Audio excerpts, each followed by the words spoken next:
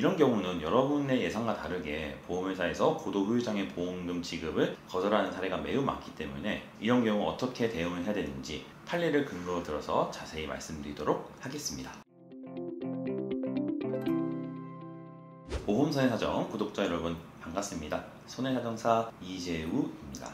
암 환자는 치료 과정에서 극심한 고통을 겪게 되고 치료가 종료되고 나서도 내 몸에 후유장애가 남게 됩니다. 더 심하면 돌아가실 수도 있죠. 근데 암 환자 당사자나 혹은 암 환자의 유족들이 저희 사무실에 와서 암 환자의 질병 후유장애 담보를 받아들 수 있냐는 그 문의를 많이 하십니다. 지금이야 장애지급률 3%부터 보험금을 지급하는 질병 후유장애 담보가 있기 때문에 이런 분쟁이 매우 줄어들긴 했지만 예전 보험에서는 고도 후유장애 보험금, 즉 장애 지급률 80% 이상만 담보해주는 그런 보험을 판매했었습니다. 그러다 보니 보험사의 분쟁이 많이 발생하게 됩니다. 이런 경우는 여러분의 예상과 다르게 보험회사에서 고도 후유장애 보험금 지급을 거절하는 사례가 매우 많기 때문에 이런 경우 어떻게 대응을 해야 되는지 판례를 근거로 들어서 자세히 말씀드리도록 하겠습니다. 보험약관에서 말하는 후유장애란 충분한 치료를 했음에도 불구하고 증상이 고정되어 남아있는 영구적 신체 손상을 뜻합니다.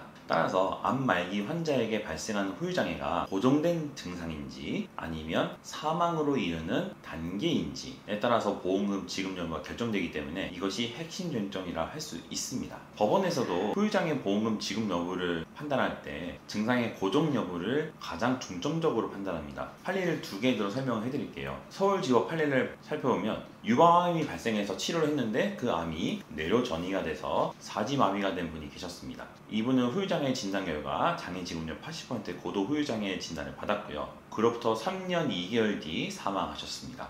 유족들은 당시 후유장애 진단서를 근거로 고도 후유장애 보험금을 보험회사에 청구했지만 보험회사에서는 저 정도 중증인 분들은 그 후유장애가 고정된 게 아니고 사망으로 이르는 단계였다라고 주장하면서 보험금 지급을 거절했고 결국 소송까지 갔습니다. 재판부는 판결문에서 후유장애 진단 시기와 사망 시점 간의 간격이 3년 2개월이었고 따라서 후유장애 진단 당시에 주치의가 증상이 고정되었다고 판단한 것은 합리적이다. 따라서 후유장애 지급 요건이 충족되었으므로 보험회사는 보험금을 지급해야 된다라고 판결하였습니다. 그와 반대되는 판례를 살펴보면 대전지법 판례인데 폐암을 앓고 있던 환자가 암세포가 척추로 전이되면서 사지가 마비됐고 80%에 이르는 고도 후유장애 진단을 받았습니다. 근데 그분은 후유장애 진단을 받고 2개월 만에 돌아가셨어요. 그래서 유족분들이 장례를 치르고 나서 후유장애 보험금을 청구했는데 보험회사에서는 동일한 논리로 보험금 지급을 거절하였습니다. 그런데 이번 재판 결과는 후유장애 진단 시기와 사망 시기 간의 간격이 2개월밖에 되지 않았다.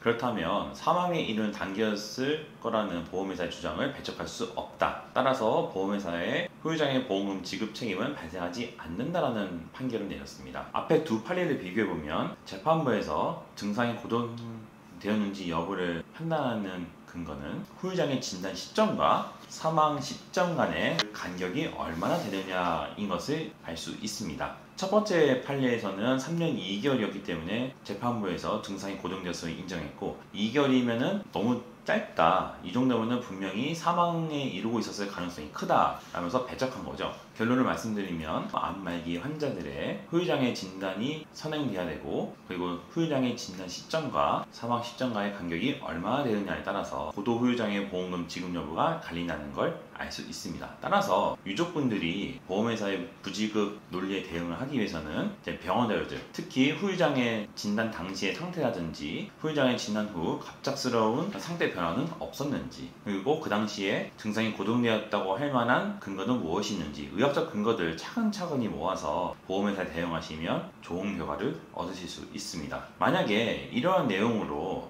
보험회사 분쟁이 잘 해결되지 않는 분들이 있으시다면 저희 보험사의 사정에 문의 주시면 친절하게 무료 상담 진행해드리고 마땅히 받으셔야 할 보험금 받을 수 있도록 최선을 다하겠습니다. 저희 보험사의 사정 유튜브는 매주 월, 수, 금 이렇게 주 3회 영상을 올리고 있습니다. 오늘 내용 보시고 좋았다는 생각 드시면 구독과 좋아요 그리고 알람 설정까지 꼭 부탁드리고요. 다음번에는 좀 더 유익한 내용으로 여러분들을 찾아뵙도록 하겠습니다. 구독자 여러분 감사합니다.